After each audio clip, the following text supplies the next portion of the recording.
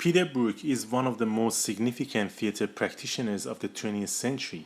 He gained a lot of fame, praise, and criticism through his so-called intercultural theater practice, which started in Iran and with the Shiraz Arts Festival.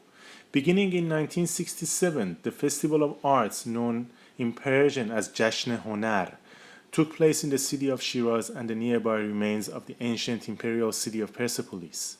The festival owed its conception to the ideas put forth by the Queen of Iran, Farah Pahlavi. Its overriding purpose was to be a meeting place of the performing arts of the Eastern world with those of the West. One of the primary objectives of the festival was the promotion of Persian traditional music, and another was the provision of a platform for the presentation of new musical and theatrical creations by native artists. In addition, the festival sought to familiarize the native audience with music, dance, and the theatrical arts of other cultures, particularly those of Asia and Africa. By the time of its final plan in 1977, the Shiraz Arts Festival had not only become the most significant festival in the country, but also received an uncommon international recognition and prestige. The International Center for Theater Research, or ICTR, founded by Brook in 1970, received an invitation from the Shiraz Arts Festival to produce a work in Iran during the summer of 1971.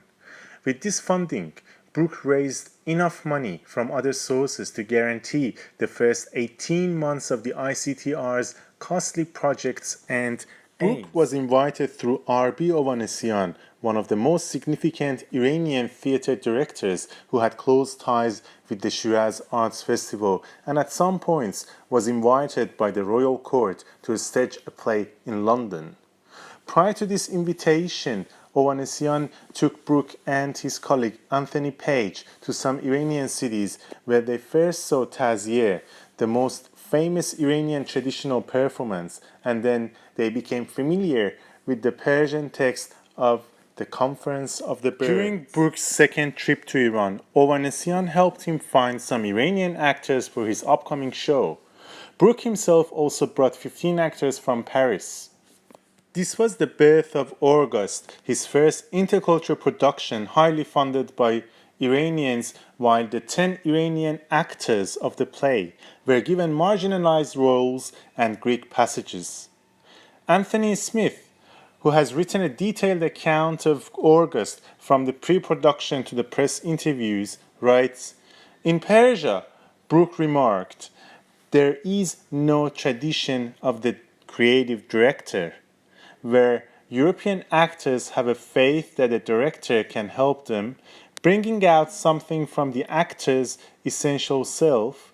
Persian actors lack the sense of seeking to attain something above their normal selves, and the director is there only to keep things under control." Concentrating on the theme of the origin of fire, the group worked on a few texts from different cultures, most notably the myth of Prometheus and the Persians, a tragedy by Aeschylus about the victory of Greeks over Persians in Salamis War. Persian old religions such as Manichaeism and Zoroastrianism, Avesta, the Bible of Zoroastrianism, and Iranian traditional performances such as Ruhozi and Tazieh were his major source material. Orghast has two parts. The first begins with the myth of Prometheus, who gave fire to man and who was subsequently tortured for this act.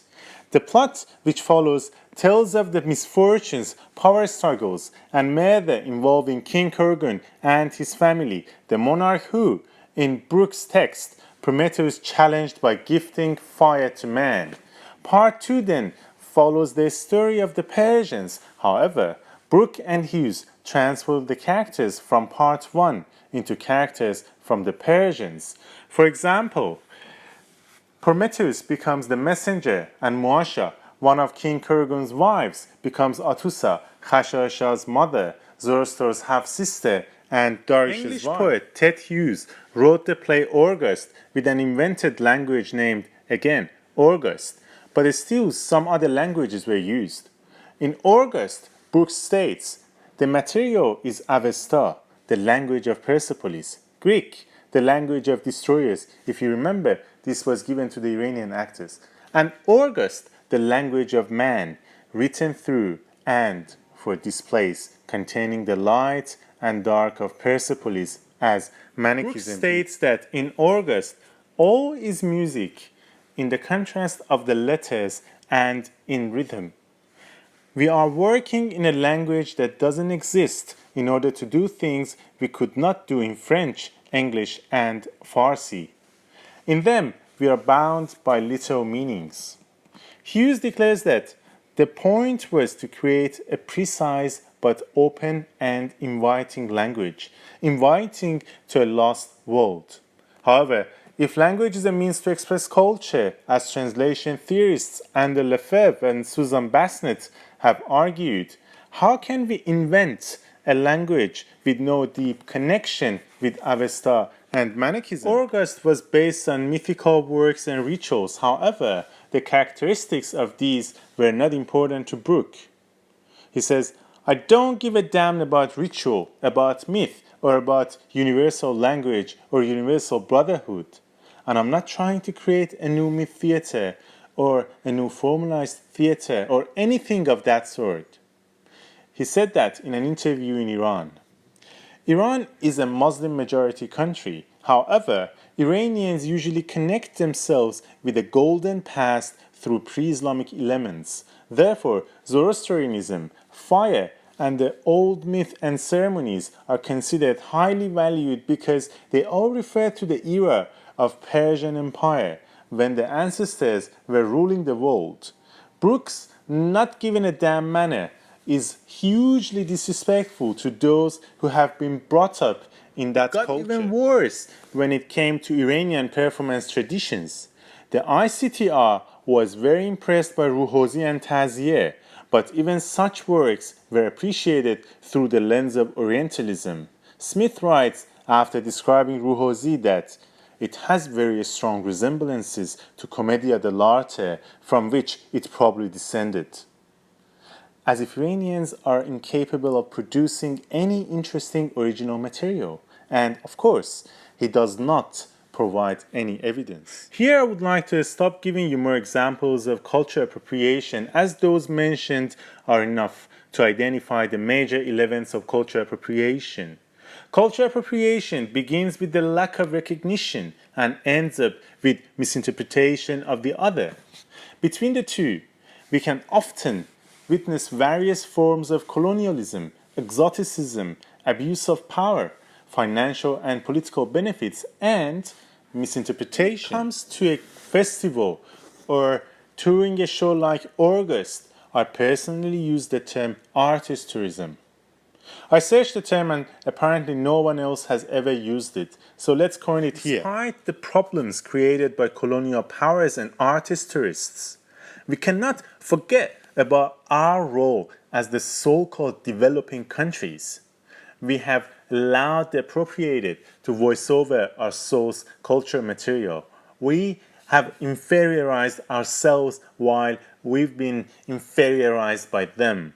We've sought their acknowledgement and have highly funded them through so-called artistic collaborations. We have even offered them immunity to stage some works that our local artists haven't been allowed to stage.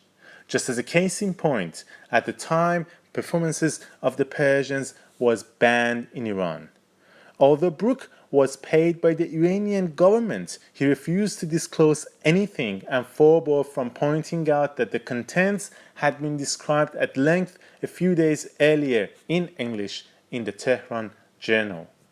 In fact, this process of artist tourism represented another side of Orientalism in which Western performers were allowed to produce their works with relative immunity while Iranian practitioners suffered severe restrictions.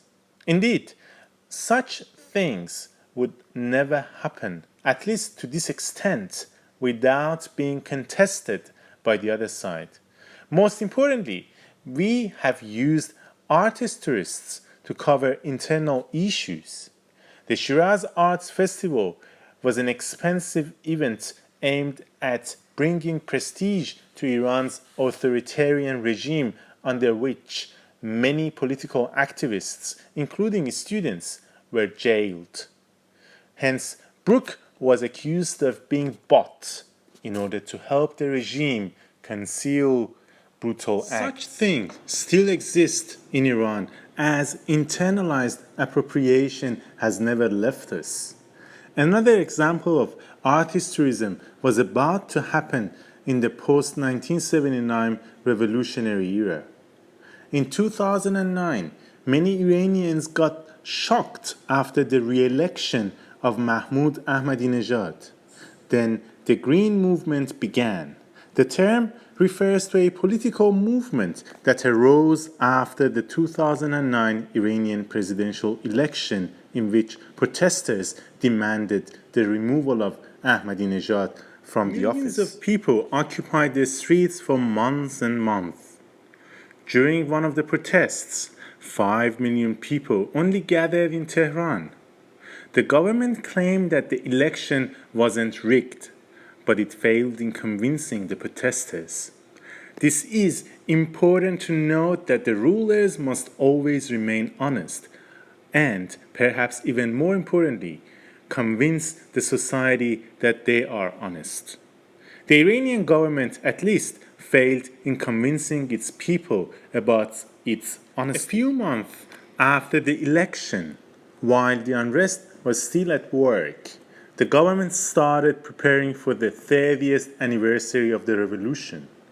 But due to police brutality and the oppression of the peaceful protests, many prominent artists boycotted state festivals. Most importantly, for the topic of this research, the Fajr International Theatre Festival, the most significant theatre event in the post-revolutionary Iran, funded by the government and run by the major artists. This was not a good situation for the state.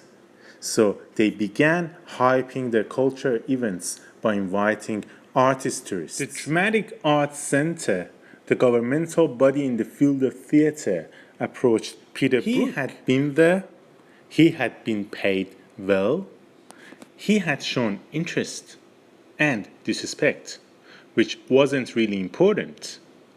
He could bring so much attention to the festival from local and international perspectives, and consequently distract the public from the ongoing problems.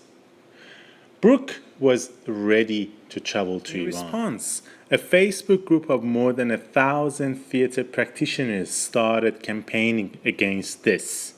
Moreover, 28 prominent theater practitioners wrote a joint letter to Brook stating that the organizers of this festival undoubtedly want you to decorate an event which is experiencing a deep crisis because of the lack of artists and audiences.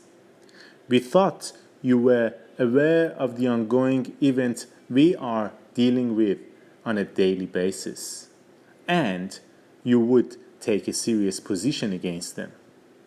Unfortunately, this time we would not appreciate your presence here. It was only a week before the beginning of the festival, but the situation had got too intense, so Brook decided to withdraw. The Western media, however, pretended that artist tourists like him were supporting the Iranian civic movement. On the other hand, the Iranian state-funded press claimed that it was Iran that cancelled the performance, not Brook. They wrote, "Last week, the Iranian parliament asked its National Security and Foreign Policy Committee to consider a proposal to reduce the level of relations with Britain. The Iranian government has accused Britain of involvement in Iran's post-election unrest. But we all know that Iranian officials have never tried to ban an artist from coming to the country because of their problems with another government. Shiraz Arts Festival and Fajr Theatre Festival were state-funded events by two governments that seemed the opposite of one another. But as they employed internalized cultural appropriation as their primary strategy, they ended up seeking similar goals by funding the same artist tourists who helped them cover up internal issues and portray a better image of the state to the international community. This is the end of this presentation. Thank you very much for your time. I hope I can have your feedback and comments soon.